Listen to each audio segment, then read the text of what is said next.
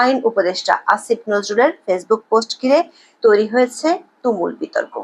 তিনি এমন একজনের পোস্ট শেয়ার দিয়েছেন যেখানে হামলার দায় চাপানো হয়েছে খোদ ভারত সরকারের উপর। প্রশ্ন উঠেছে, তিনি কিভাবে সরকার উপদেষ্টা হয়ে আন্তর্জাতিক ইস্যুতে সরকারের বিপরীত অবস্থানে কাজ করেন। এই ঘটনায় অন্তর্বর্তী সরকার ও বাংলাদেশ আন্তর্জাতিক বিশ্বে বড় ধরনের সংকটের মুখে পড়তে পারে বলে আশঙ্কা করছেন অনেকে। সেই সঙ্গে ভারতের সঙ্গে আরো নাজুক হতে পারে সম্পর্ক।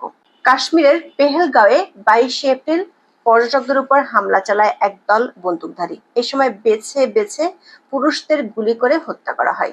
বন্দুকধারীরা জঙ্গল থেকে বের হয়ে পর্যটকদের উপর গুলি চালায় বলে জানান প্রত্যক্ষদর্শীরা। এতে প্রাণ হারান অন্তত 26 জন পর্যটক। হানিমুনে গিয়ে নিহত স্বামীর নিথর দেহের পাশে নির্বাক নববধূর একটি ছবি নাড়া দিয়েছে গোটা বিশ্বকে। জানা গেছে, নিহত যুবকের নাম বিনয় নরওয়াল। নৌবাহিনী লেফটেন্যান্ট বিনয়ের সঙ্গে গত 16 এপ্রিল হরিয়ানার হিমাংশীর বিয়ে হয়। মধু চন্দ্রিমার জন্য ইউরোপে যাওয়ার পরিকল্পনা ছিল বিনয় হিমাংশীর, তবে ভিসা না পাওয়ায় জম্মু কাশ্মীরে যাওয়ার সিদ্ধান্ত নেন। সেখানেই সন্ত্রাসীদের গুলিতে প্রাণ হারান বিনয়। দর্শক, সাধারণ পর্যটকদের উপর হামলার ঘটনায় নিন্দা ও ক্ষোভের ঝড় চলছে। কঠোর ভাষায় নিন্দা জানিয়ে বার্তা দিয়েছে পৃথিবীর বিভিন্ন দেশ। এ হামলায় কারা জড়িত তা আনুষ্ঠানিকভাবে জানায়নি ভারত সরকার, তবে ভারতের বিভিন্ন সংবাদ মাধ্যমে দাবি করা হচ্ছে হামলার দায় স্বীকার করেছে পাকিস্তান ভিত্তিক জঙ্গি গোষ্ঠী লস্কর-ই-তৈয়বার ছায়া সংগঠন দ্য রেজিস্ট্যান্স ফ্রন্ট বা টিআরএফ। সামাজিক যোগাযোগ মাধ্যমে টিআরএফ এর বিবৃতিতে আগামীতে এ ধরনের আরো হামলা চালানোর হুঁশিয়ারি দেওয়া হয়েছে। দর্শক, 2019 সালের আগস্টে জম্মু ও কাশ্মীরকে বিশেষ সুবিধা দেয়া সংবিধানের 370 ধারা বাতিলের পর গঠিত হয় টিআরএফ। ভারত সরকারের দাবি, এটি পাকিস্তান ভিত্তিক জঙ্গি সংগঠন লস্কর-ই-তৈয়বার একটি প্রক্সি শাখা হিসেবে কাজ করছে। টিআরএফ এর সর্বোচ্চ নেতার দায়িত্বে আছেন শেখ সাজ্জাদ গুল, আর শুরুতে সংগঠনের চিফ অপারেশনাল কমান্ডার ছিলেন বাসিত আহমেদ দার। 2023 সালের নভেম্বরে নিরাপত্তা বাহিনীর অভিযানে নিহত হন বাসিত আহমেদ দার। ওই বছরের জানুয়ারিতে টিআরএফকে নিষিদ্ধ করে ভারতের স্বরাষ্ট্র মন্ত্রণালয়। সেই সঙ্গে একটি সন্ত্রাসী সংগঠন হিসেবে ঘোষণা দেওয়া হয়। ভারতের বিভিন্ন সংবাদ মাধ্যমের দাবি, এবারের পেহেলগাঁও হামলার মূল ছকটি তৈরি করেছে লস্কর-ই-তৈয়বার শীর্ষস্থানীয় কমান্ডার সাইফুল্লাহ খালিদ, যিনি সাইফুল্লাহ কাসুরি নামেও পরিচিত। পাকিস্তানের রাওয়ালকোটে অবস্থানকারী লস্কর-ই-তৈয়বার আরো 2 কমান্ডারের ভূমিকা নিয়েও তদন্ত চলছে। তাদের মধ্যে একজনের নাম আবু মুসা। এর মধ্যে সন্দেহভাজন হামলাকারীদের মধ্যে 3 জনের হাতে আঁকা ছবি প্রকাশ করেছে ভারতীয় কর্তৃপক্ষ। তবে এখন পর্যন্ত সরকারের পক্ষ থেকে হামলার জন্য কোনো গোষ্ঠীকে দায়ী করা হয়নি। পেহেলগাঁওয়ে এমন একটি সময় সন্ত্রাসী হামলা হলো যখন ভারত সফর করছেন যুক্তরাষ্ট্রের ভাইস প্রেসিডেন্ট জেডি ভান্স। অন্যদিকে সৌদি আরব সফর শুরু করেছিলেন ভারতের প্রধানমন্ত্রী নরেন্দ্র মোদী। ঘটনার পরপরই সৌদি সফর সংক্ষিপ্ত করে দেশে ফেরেন মোদী।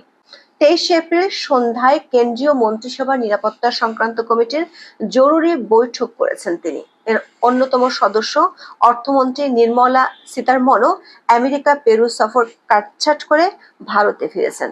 মন্ত্রিসভা নিরাপত্তা সংক্রান্ত কমিটির বৈঠকে প্রতিরক্ষা মন্ত্রী রাজনাথ সিং, স্বরাষ্ট্রমন্ত্রী অমিত শাহ, পররাষ্ট্রমন্ত্রী এস জয়শঙ্কর এবং জাতীয় নিরাপত্তা উপদেষ্টা অজিত দোভাল সহ 3 বাহিনীর প্রধানেরাও যোগ দেন।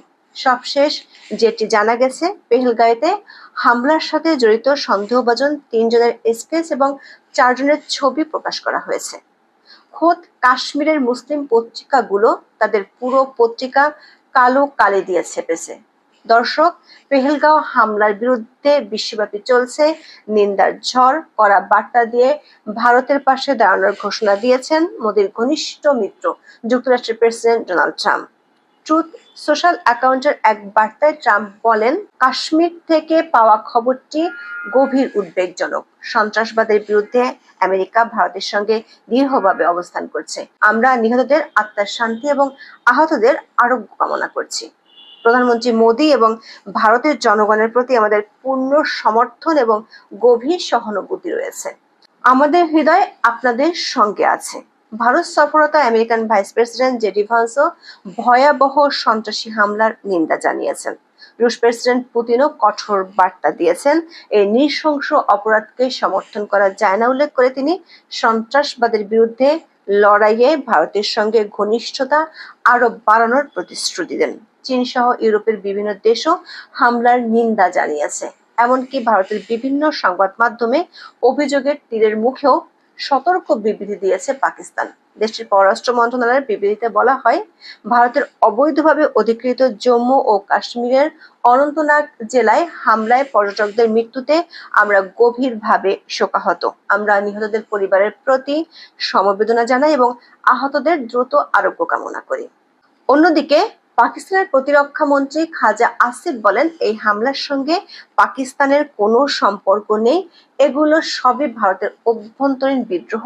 তাদের বিভিন্ন রাজ্যে সরকারের বিরুদ্ধে বিদ্রোহ চলছে। দর্শক, পাকিস্তানের সরকার থেকে শুরু করে বিভিন্ন দলের নেতারাও বিবৃতি দিয়ে ঘটনার নিন্দা জানিয়েছেন। তাদের কেউই এই হামলার দায় ভারত সরকারকে দেননি। ভারতের অন্য প্রতিবেশী দেশগুলোর মধ্যেও অনেকে মুখ খুলেছিল 22শে এপ্রিলে। পেহেলগাঁও হামলার বিরোধিতা করে শ্রীলঙ্কা, ভুটান, নেপাল এই হামলা নিয়ে বিবৃতি দিয়েছে বাংলাদেশও। আনন্দবাজার পত্রিকার খবরে বলা হয়েছে, ডক্টর মোহাম্মদ ইউনূসের অন্তর্বর্তী সরকারের পররাষ্ট্র মন্ত্রণালয় 23শে এপ্রিল দুপুরে এ বিষয়ে একটি বিবৃতি প্রকাশ করেছে। তার কিছু পরে পেহেলগাঁওয়ের ঘটনায় দুঃখ প্রকাশ করেছেন খোদ ইউনূস। জানিয়েছেন, ভারতের এই ঘটনার তীব্র বিরোধিতা করছে বাংলাদেশ। নিহতদের পরিবারের প্রতি সমবেদনাও জানানো হয়েছে। দুপুর 1:59 বাংলাদেশের পররাষ্ট্র মন্ত্রণালয়ের বিবৃতি সমাজ মাধ্যমে পোস্ট করা হয়েছে। তাতে লেখা হয়েছে, ভারতের জম্মু ও কাশ্মীরে যে জঙ্গি হামলা হয়েছে, বাংলাদেশ তার তীব্র বিরোধিতা করছে।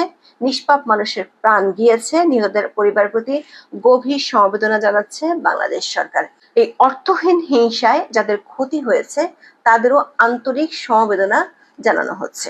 সন্ত্রাসবাদের বিরুদ্ধে বিশ্বব্যাপী লড়াইয়ে বাংলাদেশ প্রতিশ্রুতিবদ্ধ এবং সেই অবস্থানে অটল। তবে বাংলাদেশের আইন উপদেষ্টা অধ্যাপক ডক্টর আসিফ নজরুল যথারীতি ঘটিয়েছেন অদ্ভুত কাণ্ড। তিনি ফেসবুকে এক পোস্টে পরোক্ষভাবে ঘটনার দায় চাপিয়েছেন মোদী সরকারের উপর। হামলার পেছনে কারা আছে সেটি জানাতে তিনি শেয়ার করেছেন পশ্চিমবঙ্গের অখ্যাত এক ব্যক্তির পোস্ট। এতে দাবি করা হয়, ভারতের স্বরাষ্ট্রমন্ত্রী অমিত শাহ এবং জাতীয় নিরাপত্তা উপদেষ্টা অজিত দোভালদের সাহায্য ছাড়া কোনো অস্ত্র অথবা অস্ত্র চালানোর লোক কাশ্মীরে ঢুকতে পারে না।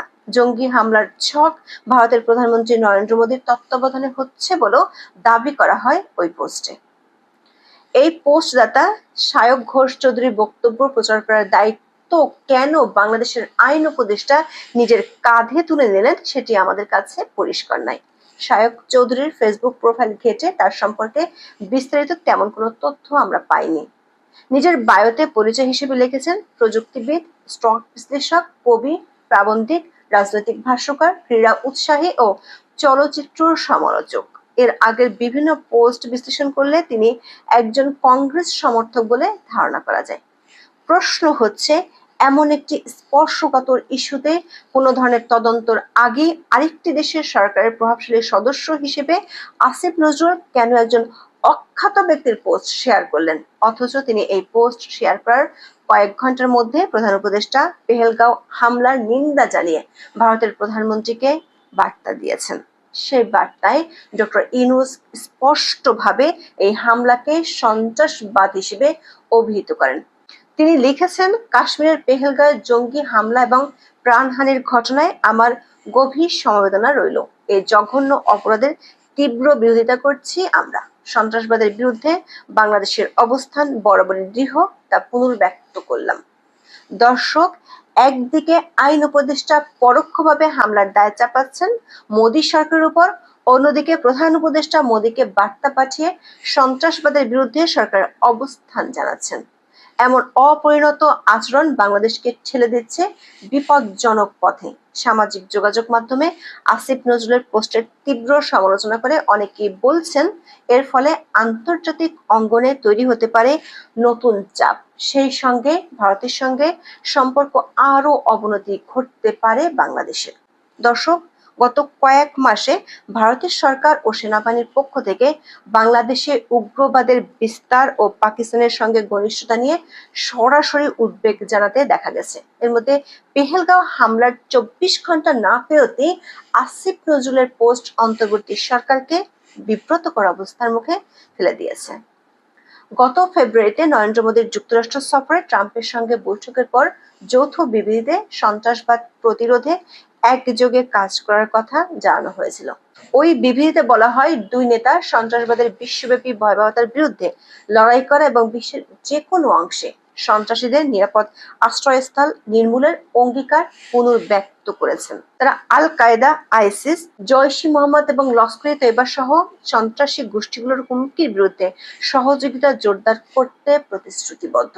বিবৃতিতে পাকিস্তানকে তাদের ভূখণ্ড সন্ত্রাসী হামলার জন্য ব্যবহার করতে না দেওয়ার আহ্বান জানানো হয়। বিবৃতিতে পাকিস্তানকে তাদের ভূখণ্ড সন্ত্রাসী হামলার জন্য ব্যবহার করতে না দেওয়ার আহ্বানও জানানো হয়। এতে হুঁশিয়ার করা হয়, দুই দেশ সন্ত্রাসী এবং নন স্টেট অ্যাক্টরদের কাছে অস্ত্রের যোগান বন্ধে একযোগে কাজ করবে। দর্শক, খেয়াল করে দেখুন, বিবৃতিতে যে লস্কর-ই-তৈয়বার কথা বলা হয়েছে, তাদের বিরুদ্ধে পেহেলগাঁওয়ে হামলার মদদ দেওয়ার প্রাথমিক অভিযোগ উঠতে শুরু করেছে। সেই সঙ্গে ভারতীয় সংবাদ মাধ্যম আঙুল তুলছে পাকিস্তানের দিকে। এমন জটিল পরিস্থিতিতে পাকিস্তান সরকার ও দেশটির রাজনৈতিক নেতারা দিচ্ছেন সতর্ক বক্তব্য, কিন্তু আগে পিছে কোনো কিছু বিচার বিবেচনা না করেই বাংলাদেশের আইন উপদেষ্টা যার তার ফেসবুক পোস্ট শেয়ার করছেন।